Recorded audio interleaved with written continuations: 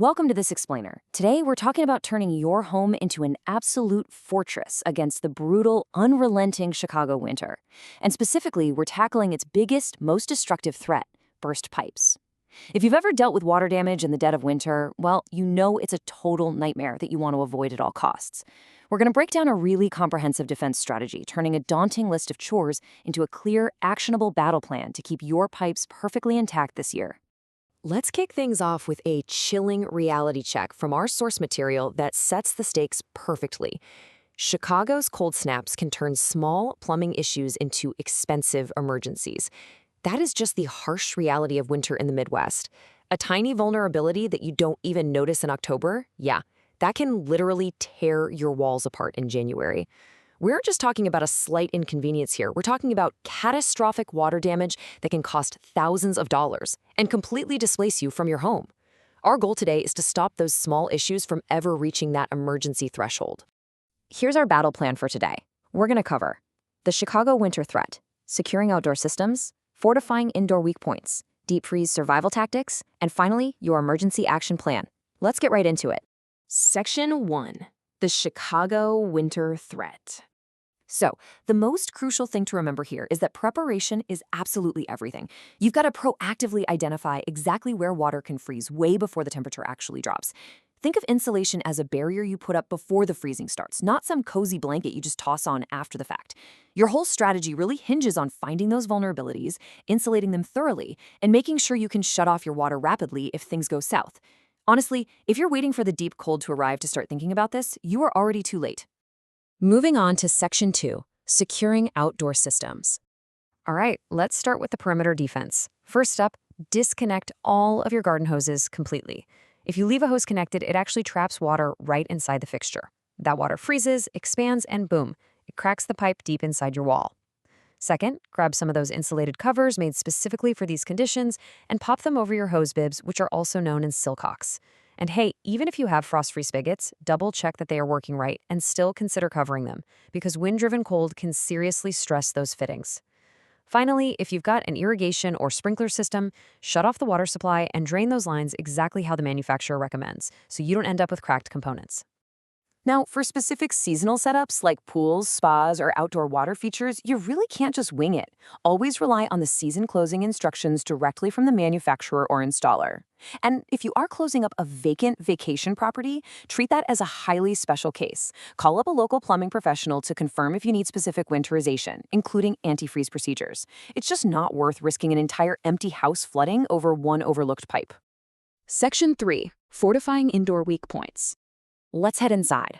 You actually need to do a physical walkthrough of your home to hunt down pipes in specific unheated zones. Grab a flashlight and check the basement, the garage, crawl spaces, and utility rooms. You're looking for any exposed plumbing. Pay extra special attention to anywhere pipes run near exterior walls, around windows, or where they connect through insulated walls.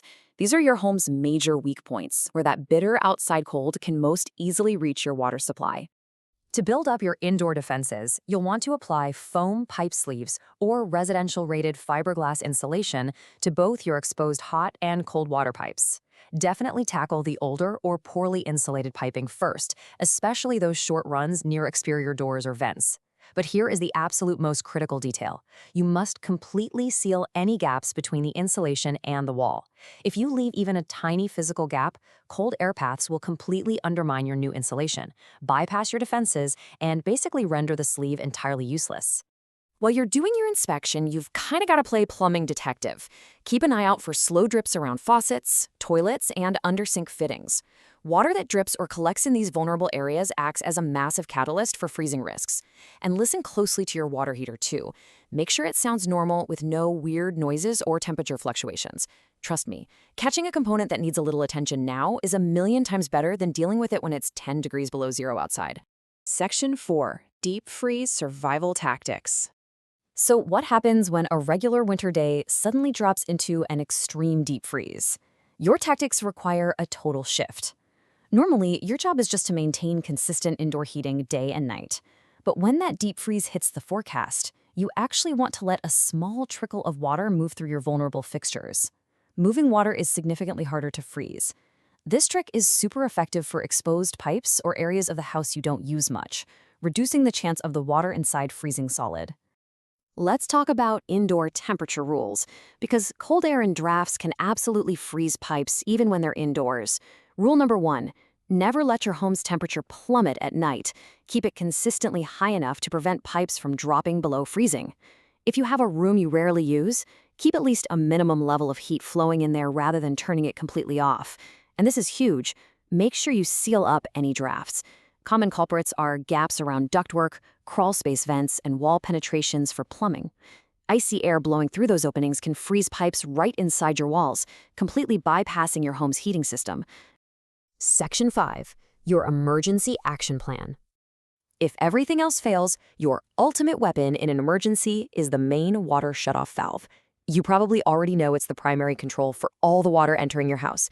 But remember this, if a pipe bursts, accessing and turning this valve off immediately is quite literally the only difference between a quick mop-up job and a total home reconstruction. I have to ask you to think about your own home right now as you're listening to this. If a pipe bursts this very second, sending water gushing through your ceiling, do you know exactly where to go? If you even have to hesitate, or if you're picturing yourself fumbling around the basement with your phone flashlight while water pours down, the damage is compounding by the second. In a crisis, speed matters. That is why it's imperative you locate your main and branch shutoffs long before winter arrives. But don't just look at them. Actually practice turning them. So many homeowners only find out a valve is stiff, rusted, or impossible to turn after a leak has already started. Fix those stiff valves right now. Furthermore, label them clearly so any family member can jump into action quickly. And always, always maintain a clear, physically accessible path to them. Please don't bury your shutoff valve behind a wall of moving boxes. If you do catch a pipe that looks like it's starting to freeze, grab a bucket, shut off the water immediately to relieve the pressure, and put away the blowtorch. Seriously, no open flames. Use safe, controlled warming methods instead, like a hairdryer or a space heater, to gently raise the temperature without damaging the pipe itself or starting a house fire. To wrap up this explainer, I want you to rely on these 3 core pillars of defense: consistent indoor heat, targeted insulation, and a fully tested shutoff access plan. By combining these 3 tactics, you dramatically reduce your odds of catastrophic water damage this winter.